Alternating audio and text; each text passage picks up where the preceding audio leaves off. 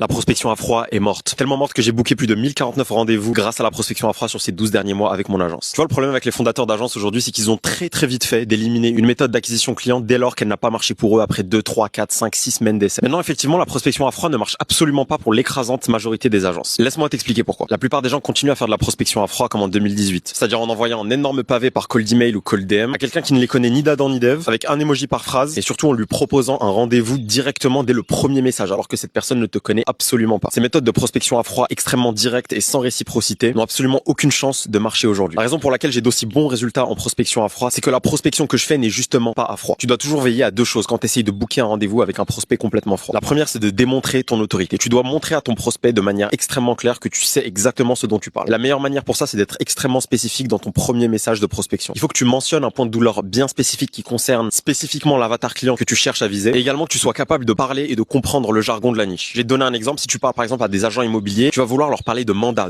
exclusif, de lead acheteur, de lead vendeur par exemple, plutôt que de simples clients. Et la deuxième chose absolument essentielle que tu dois avoir dans ton process de prospection à froid, c'est de donner de la valeur gratuite. Réfléchis bien à la situation dans laquelle ton prospect est. Il ne te connaît ni d'Adam ni d'Ève, tu viens lui demander de son précieux temps sans même lui donner quoi que ce soit en échange. Alors certes, il y a quelques années ça aurait marché parce que tu avais juste à sortir des mots-clés genre digital marketing ou Facebook ads pour leur mettre des étoiles dans les yeux. Mais aujourd'hui, ce n'est absolument plus le cas. Tout le monde se prétend expert et tes prospects idiots se sont probablement déjà fait scam plusieurs fois. Donc c'est ta responsabilité de faire en sorte que votre conversation ait le moins de friction possible et qu'il y ait vraiment une asymétrie entre la valeur que tu lui donnes et le gain potentiel qu'il peut en récupérer et les quelques minutes de son temps que tu lui demandes pour pouvoir faire typiquement un appel de vente avec lui. Évidemment, il va sans dire que ton profil doit dégager cette même autorité et cette même confiance. Garde en tête que le premier réflexe de quelqu'un qui reçoit un TDM, c'est d'aller voir ton profil. Si ton profil pue le scam et l'amateurisme à des kilomètres, ne t'étonne pas de ne pas avoir de réponse. Maintenant, si ça t'intéresse, j'ai fait une vidéo complète qui explique mon process exact et la méthode spécifique que j'utilise pour pouvoir booker 3 à 5 rendez-vous qualifiés tous les jours grâce à la prospection à tiède et comment est-ce que tu peux littéralement copier cet exact process dans ta propre agence pour ne plus avoir de calendrier vide. Mets-moi méthode dans les commentaires et je te l'envoie gratuitement.